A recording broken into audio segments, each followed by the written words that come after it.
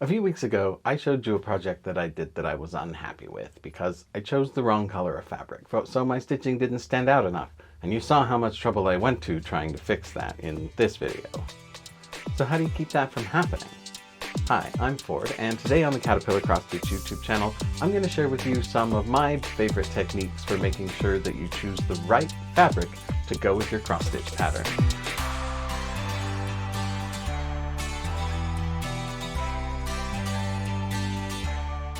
Alright, I'm going to just jump right in right now, but do me a huge favor please and subscribe to the channel. And when we're done, like the video and leave me a comment. I would really love to hit 100,000 subscribers this year, and I would love it if you were one of them. Now, selecting the right fabric for your project is the foundation of a good finish. So how do you get the correct color, and how do you make sure that your stitches are going to stand out sufficiently? The answer is all about contrast. You need the colors of your stitches to stand out as much as possible from the color of the fabric that you're going to stitch them on. You don't want those colors to blend in together.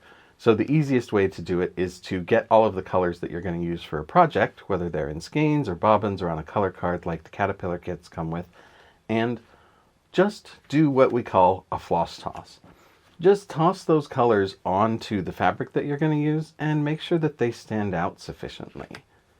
And that works a fair portion of the time, but I like to take it one step further using technology. So what I will do is I will get the colors of fabric that I'm thinking of using, and I'll lay my floss across them. Then I will get my phone, and I will take a picture of those colors, especially the ones I'm most concerned about. Then I can take that picture and I can go into the edit mode and go over to my color settings. These will be in different places depending on what phone you have, but the setting that you're looking for is saturation. You take that setting, you turn it all the way down to 0 or minus 100 or whatever the lowest setting is, and you save that. So then you'll be able to take a look at a black and white version of that photo. So then we can take a look here at how well these colors stand out in just what is called tone. There are different ways of cataloging colors, and a common one is hue and tone. Hue is what shade it is, whether that's yellow or red or purple, where it fits on the color wheel. And then tone is basically how dense it is overall, how dark the color is completely. So if we take a look here and we look at 3078 and we compare it to this oatmeal colored fabric, there is not a lot of contrast between those two. They kind of blend together. And when comparing it to the blue fabric, it stands out pretty well, but then 153, our purple one just above it, doesn't contrast very well with the blue fabric in the black and white image. So that's something that we would want to take into consideration with either one of these colors. That the purple is going to get lost a little bit if we use it on the blue fabric, and the yellow is going to get lost probably quite a lot if we use it on the oatmeal fabric. So how do we choose which one to prioritize? What we'll want to do is take a look at our pattern. So switching to a couple of different examples, I have here a couple of other Caterpillar projects. We've got this little penguin in a snow globe, and we've got this little hearth fireplace thing here.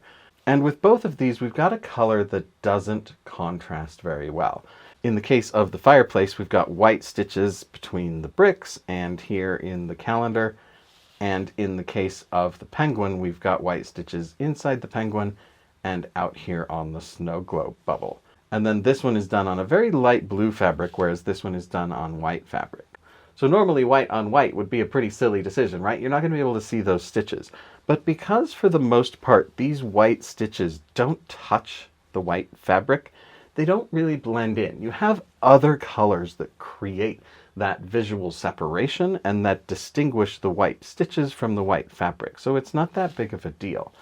But here, even though we've got blue fabric and white stitches, there isn't enough tonal contrast between the white and the blue, and the white stitches get really lost.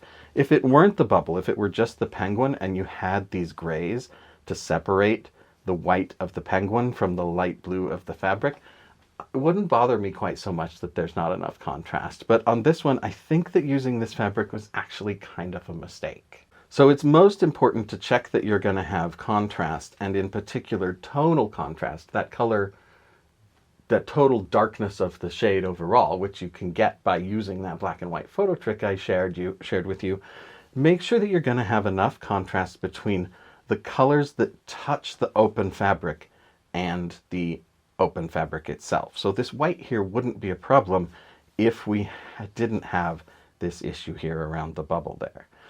Now sometimes it's unavoidable and there's nothing you can do about it. So adding a row of a contrasting color around the outside, or adding a line of backstitch in a color that contrasts, can help separate that out and give you more visual distinctiveness to that line and that area. So that's a technique that you can use if, for instance, you have a pattern that has a whole bunch of different light colors that all touch the fabric and it's unavoidable that one of them is going to blend in. You can use a contrasting backstitch or add a row of stitches to something to make it pop out. The other thing that makes it work better to have low contrast colors on this one as compared to this one is that we're not really using a big mix of positive and negative space here. Mostly we just have a solid block of stitching. So we're not relying on the visual weight of those lines of colors quite so much, because all the stitches help give each other a cohesive element. Your eye knows where to look and knows what to follow.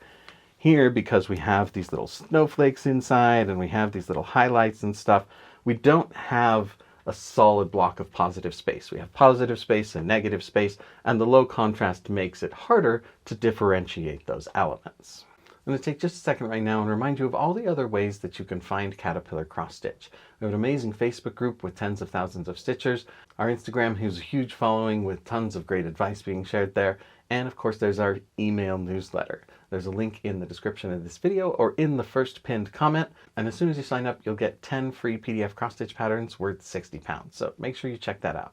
It's also worth thinking about how much tonal variation you have within the colorway of your fabric if you have a pattern like this one that uses a lot of blending of positive and negative space. The differentiations and the changes of color in the fabric are going to make it harder for those stitches to differentiate that line to your eye. So a busy fabric should not go with a busy pattern. The two will clash and compete for your eye's attention and will make it harder to parse at a glance. So something like this, especially that has kind of more variation and shifts in the color within the fabric, you want to have a very high contrast in tone and or in hue of the color. So something like this, I would want to stitch warm colors or greens on here so they really stood out, and I'd want ones that were in darker colors so that they really had strong lines. And the last thing is that you'll want to consider how you're going to frame the project when you're done. You're going to want some decent contrast, and you're going to want some complement between the frame that you're going to put it in, or however you're going to display it, and the fabric as well, because those two also need to go together. So especially if you know how you're going to frame it, it is not a bad idea to already have that frame so that you can include it in your floss toss and see how those things all stand out and compare to one another, so that you don't get to the end and realize, oh, it does not look good in that frame like I thought it was gonna. So it's not a bad idea to get the frame before you even start so that you can use it as part of that floss toss. So those are a few quick little tips I have for making sure that your project doesn't end up like mine, where you can't see the stitches on the fabric. So what about you? Do you have tricks that you use, or have a sob story of a time you made a mistake like mine? Share it with us in the comments. That is all I have for you this week though, so I do want to thank you so much for watching. For Caterpillar Cross Stitch, my name is Ford, and I will see you next week.